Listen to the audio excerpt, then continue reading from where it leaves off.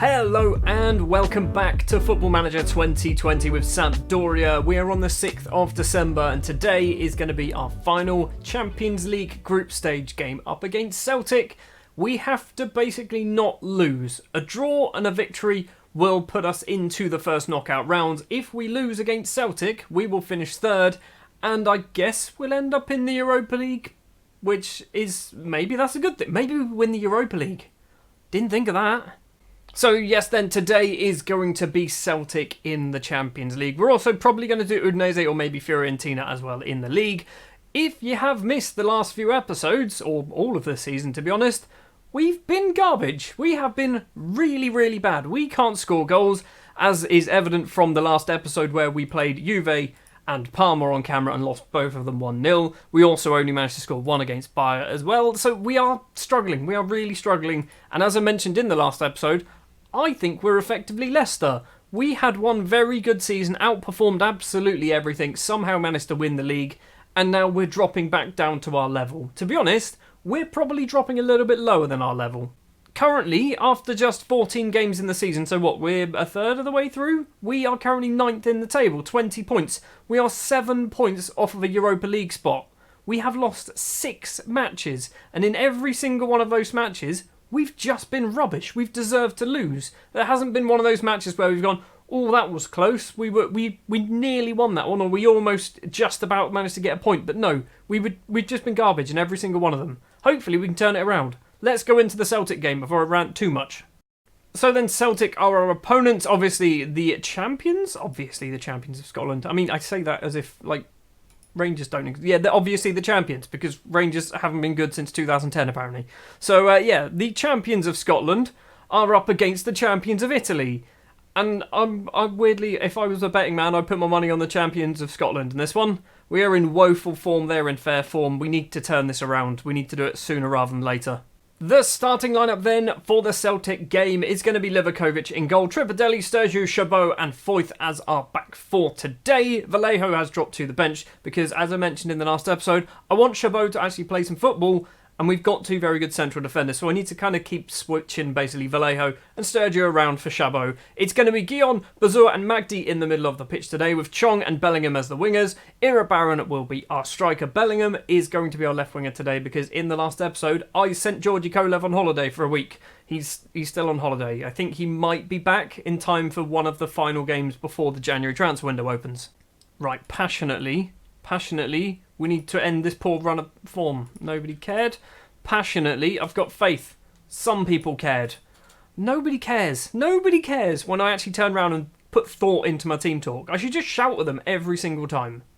This is literally the only thing that's going on in our group. Liverpool are playing Bayer, but Liverpool have won the group by a country mile. Bayer have finished bottom by a country mile. So this is the only thing of interest taking place. Tripadelli's throw finds Irabaran on the left-hand side. He's only got one player in the middle. Bellingham tries to cross it in, can't manage to find a single Sampdoria player. And now Chabot to Foyth, back to Chabot, the German central defender.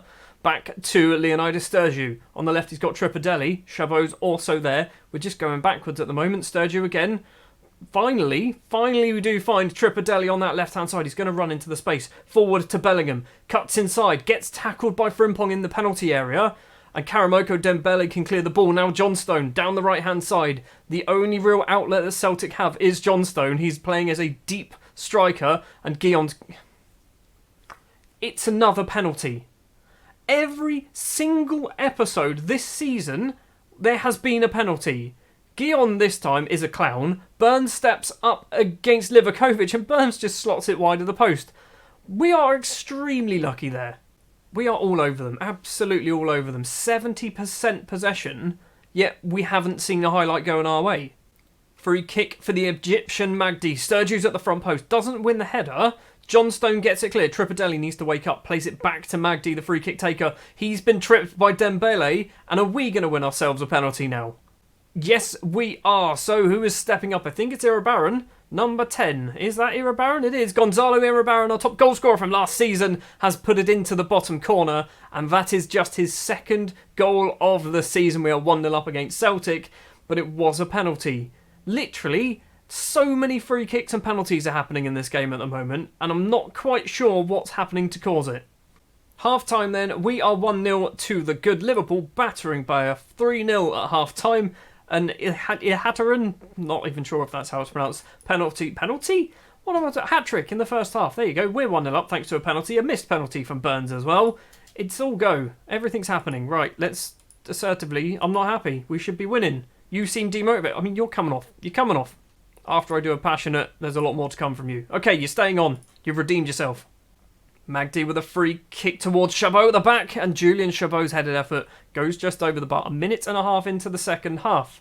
Olawayemi with the goal kick, who's leaving the club apparently at the end of the season, or possibly even in January, and signing for Carlisle. Celtic's number one goalkeeper is signing for Carlisle.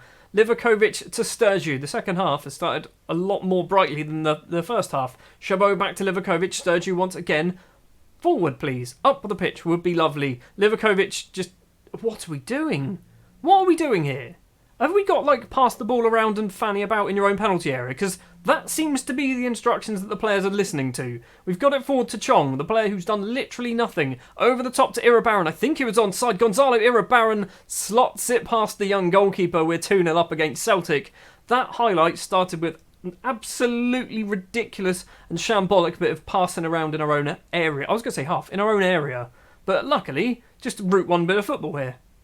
Corner for Celtic. Christie takes it with his injury that he picked up very early on, or might have even started the match with it. Bellingham controls the cleared ball. He's going to run down that left-hand side. Dodges a tackle. Has he got any support up there? I don't think he has. Bellingham has to go it alone. He does go it alone and makes it 3-0 against Celtic. Right, now, can we just hold back on scoring any more goals? Let's save some of these goals for the next match we play. Because I can see us putting 6 or 7 past Celtic now, and we don't need to score any more goals. We're 3-0 up.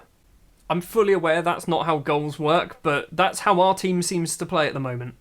Corner for Guillon to take. Sturgis there. Foyth is there as well. His headed effort hits the bottom of the bar and the goalkeeper holds onto it. Possibly a chance though for Celtic. Frimpong to Karamoko Dembele. Back to Frimpong. He's managed to find his cross. Chabot gets the head clear. Bazua lumps it up the field. Doesn't find a Sampdoria player, and Celtic can possibly start bringing the ball back once again. Instead, it's gone all the way back to Olawayemi. I don't know whether that's how it's pronounced, but I think that's not too far off. Henderson forward, finds Dembele on that right-hand side. 2 Celtic in the box. One of them is Klimala, and Patrick Klimala makes it 3-1. Not going to lie, that was actually a pretty good goal, wasn't it? Right, we've made it to 75 minutes and I've done no changes. Right, Magdi's coming off. Vecino is coming on. Yes, he is still here, by the way. Vecino is still here. He has been throwing his toys out of the pram because I'm not playing him, so he's going to get a chance. We're also going to do Resenda on. No, we're not. We're going to do William Leon on. And I'm tempted to bring Chong off. Basically, what I want to do is get some of these attacking players, get them playing some games whilst there's the chance that they can, score a goal and get their confidence up. That might have just been a huge mistake because Irabarren was on a hat-trick. Corner comes in, keeper easily holds onto it. So Livakovic with the ball in his hands, the Croatian goalkeeper. Is he going to roll it? He's going to kick it long towards the left-hand side. Finds Jude Bellingham, this is the best performance Bellingham has put in a Sampdoria shirt. And Marius Wolf hits the post ever so gently and the ball is cleared. It's going to be a corner, I think, which we're not going to see. Fair enough. Possibly a late chance for Celtic. We've got 4 minutes of injury time. Tripadelli just gets everything behind that, blasts it up the pitch. And still, Celtic have managed to pull another one back. It's 3-2, Ewan Henderson. So we've gone from not being able to score goals to not being able to defend. Tripadelli with a corner late on. Foyth is there. Foyth's headed effort goes over the bar. There's no time left to play at all. 96 minutes it was in the end. It's a 3-2 victory against Celtic. Again, not the best of performances. We've won 3-2, but we conceded 2 fairly crappy goals, to be honest. Well, as we didn't lose against Celtic, it doesn't really matter anyway. We have finished second place in the group. We go through to the first knockout round along with Liverpool. I don't know when the draw is for the first knockout round. Can we find out when is the draw? 18th of the 12th. So, at some point in this episode, we will have that first knockout draw, which is going to be the other side of the Sassuolo game and the Fiorentina game. So we're going to play both of those off camera. We'll come back for the draw, and then we'll have the final group league game. There you go. League game before the January transfer window opens, which I believe is up against Udinese. We're about a week away from the Udinese game. We have turned around our form finally. We played 2 further matches, Sassuolo and Fiorentina, and we won both of them. Not really convincingly, but we have won both of them. We beat Sassuolo 1-0. Ibrahim Magdi with his first and only goal so far for Sampdoria, an absolute rocket from well outside the area. And then Fiorentina, another 1-0 victory here. Gonzalo Iribarren with the only goal of the game. We did very well. Defended very, very well against Sassuolo and Fiorentina. The problem is, as I keep saying, we don't score goals. Up next, Udinese away from home. They are 16th place, so hopefully this is a match that we should be winning. But first, we've got the Champions League knockout draw to look after. Look forward to. Let's go forward to that. Champions League first knockout round draw then. There are 16 teams to pick from. If I just get rid of my face, there we go. You can see who we've got. So I'm assuming we are unseeded. Yes, I'm guessing it's seeded versus unseeded. That's how it's going to work. So Barcelona, Man City, Lyon, Real Madrid, Liverpool, Manchester United, PSG or Juve, but I don't think we can get Juventus. Honestly, I feel like we're going out in this round, so it doesn't really matter who we play. I'm not quite sure what order these teams come out. Hold on, are they? Is it definitely one from each? Inter Milan, Real Madrid, Lazio versus Barcelona. I think it is one from each. PSV versus Liverpool. Slavia Prague versus Juve. So it's Man City or PSG. Of all the teams, seriously, we've basically got all the money in the world or the rest of the money in the world. That's our options. Really, that's our options? It's all of the money in the world. Great. It's PSG. It's PSG. Are they good? Of course they're good. They're PSG. Of course they're good. So they've still got Mbappe. Somehow he's still there. He normally leaves, doesn't he? He normally gets sold for stupid money, but apparently not. He's still at PSG. Neymar is their vice captain. He's only 31 and he's filth, obviously, because he's Neymar. Well, we didn't really want to be in the Champions League anyway, did we? We're going to get knocked out in the first knockout rounds. Has it actually taken place? Like, where are we playing it? So, February and the 13th of March is when we're supposed to be playing that. Okay, so we've got a while yet. We've also got the January transfer window to maybe strengthen. I'd say maybe with a great big question mark, because we don't have a huge amount of money. And if I'm perfectly honest, I wouldn't know what to strengthen, because we've got good players in every position. They just don't necessarily do what we want them to do. We've also got our youth intake preview. Junk. It's junk. It's always junk. We've never had a good one. Now that we know we're going to get knocked out of the Champions League in the first knockout round, it's time to focus back then on Serie A. It is Udinese, our opponents. They are down the wrong end of the table. They are down 16th place. Looking at the league table, there's 3 definitely bad teams. Salernitana, Lecce and Perugia. I don't believe we've played Perugia or Lecce at the moment, so that's not terrible. Which means we should, that's 6 free points there, isn't it? Udinese are our opponents for this match, obviously. We have beaten them 7 times, drawn once, and lost to them just once. So it's probably going to be twice now. The starting lineup then for the Udinese game, it's going to be Livakovic in goal. Tripadelli, Sturgeon, Chabot and Inama will be our back 4 today. Inama has come in because our first choice right back fourth once again is currently out injured. Bazua, Magdi and Bellingham will be our central midfield today. We have dropped Guillon to the bench because he's not been amazing. He does seem to concede a lot of penalties and free kicks in stupid areas. So we're going to drop Bazua into that position, and Magdi's actually very good. He has scored a goal in his last game that he played for us. Marius Wolf, Georgi Kolev and Gonzalo Iribarren will be our strikers. Let's win ourselves another league game. 3 in a row would be great. Although Udinese have the ball in our penalty area, and Nam and Magdi combining to get the ball clear, but it's going to come back towards us. Iribarren's nicked that away. Hold on. Iribarren runs towards that right-hand side. He's got no support. He has to go it alone, and the Argentine just blazes his effort well over the bar. 15 or so minutes in, we are not really doing a huge amount of football, so we'll give him a get creative, see if it fires anybody up. I mean, everyone did look inspired. Whether they are is something very different. It's a corner to Udinese. Corner coming in from Minamino. Headed effort from somebody. I don't know who it was, but it goes over the bar. Kolev has not been very good so far this season. He's on a 6.4. What is he doing? Minamino once again with the corner. 5 minutes of the first half to play. And Kick Pieri's headed effort just goes over the bar. He's just making mistakes, apparently. That's what he's doing. That's what the little notification thing said up the top. It's 0-0 at half-time. Not the most exciting game of football. Right, do we try and sort some of these things out? I don't know whether, what we can possibly do. Maybe we can... we can't tell him to stop doing that because he's an inside forward. What is he... I mean, I've told him to shoot less often. Just do shorter passing. Maybe that's your problem. Maybe that's your problem. Maybe both of you are trying to do fancy-ass passing and you're just not capable of doing it. Also, Jude Bellingham's playing pretty badly as well. We've got a throw, a minute and a half into the second half. Irabaran to Inama. Is he going to cross the ball in? Does eventually. Can't find Kolev. Bellingham collects it.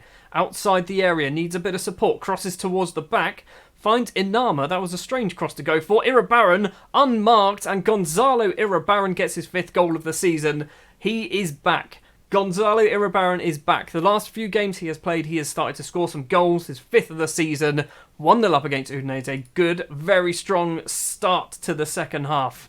Everyone else is still playing badly though. Magdi, Bellingham, Wolf and Kolev all on 6.4s and 5s and... 6.3 now apparently for Bellingham. Looks like you're coming off the pitch, buddy. We're going to try Guion as a box-to-box. Or maybe we do that way round? I mean, I have been playing Bazua as the Carolero. Maybe we'll do that. We'll give that a go. Bazua, Magdi in the middle. Guion dropping back. We're going to do Kolev off as well for Gabia Chong, yes. We'll play Tahith Chong on the left-hand side. He's not been great. He's struggled as well. Basically, our wingers, no matter who plays there, struggles. So I need to possibly think about what I can do with that. It's a free kick for Guion, the substitute. It's gone for a curling effort. Irabaran is there once again. His 6th goal of the season. Just getting ahead on the end of that. 2-0 up against Udinese. 71.5 minutes on the clock. Looking like it's 3 more points in the bag. And this is going to be our first successful episode of the season. I think it's episode 4. It's almost 2-1. It's a great save from Livakovic. Really, they should have scored that. It's a corner. What are we going to see? I'm not even sure what number that is. Minamino's stepping up to take it. The former Liverpool man, Livakovic, comes out, teleports a little bit, claims the ball from the corner, and that ends the highlight. And this will start another one. Bjorkan, forward. It's this man, Berenguer, going to run into some space past our players with ease. Livakovic makes a comfortable save there. We've got one more sub to make. We have one more sub to make, so we're going to do Wolf off. We're going to do Nicky on. Yep, that's what we're going to go for. I'm weirdly tempted to try this, you know. I'm weirdly tempted to just try 2 players in the middle. You be a Trequartista, sure. You be a... I don't know, I'm just picking things. And on Ganch, sure. I don't know what either of them do. We're 2-0 up. I'm just playing around now. If we lose, it's completely my fault. Problem with doing that is we have now lost all of our width, which might be a problem. It doesn't look like it's a problem because we've gone all the way through to the 94th minute, 20 seconds to play. Bazua has the ball, plenty of options in the middle now. He's been tackled, keeps hold of it though, does the Dutchman. He's going to go across to the right-hand side. It's Joel Inama, who, to be fair, has had a very good game in that right-back position into the penalty area. Pieri steals the ball away. Berenguer forward for Udinese. Is it going to be 2-1? Down that left-hand side in the gap that Inama left, it's... What are you doing, Sturgeon? Just kick it away. Just put absolutely everything behind it and kick it away. Sturgeon, you absolute clown. Well, you've just cost Livakovic probably about 10 grand from a clean sheet bonus there, you bloody idiot. Well, we won. We won. That's all that matters. The fact that Sturgeon is a clown isn't really part of the problem. I mean, it is part of the problem. He's not going to play in the next match, which is in January, so I'll probably forget by that point. So then, at almost the halfway point in the season, there's still technically 2 games to go until the halfway point, we are just on the edge of Europa League football once again, because Juve have fallen back into this liking lots of draws pattern, haven't they? They've started to draw 9 games they've drawn, 9 matches in 17 Juve have drawn. They are on 30 points, we are just 1 point behind them. We are still a long way off table topping Roma now, Genoa and Inter Milan also up there.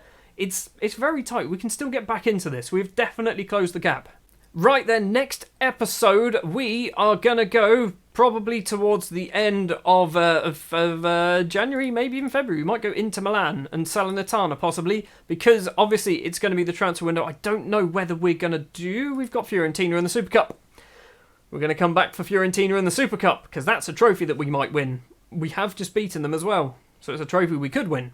Thank you very much for watching this episode of Football Manager 2020 with Sampdoria. If you did enjoy, do please remember to leave a like. If you're new here and you want to see more, hit the subscribe button. I'll be back next time for some January transfer window action. And I guess the Italian Super Cup final against Fiorentina. We might even win a trophy this year. See you next time.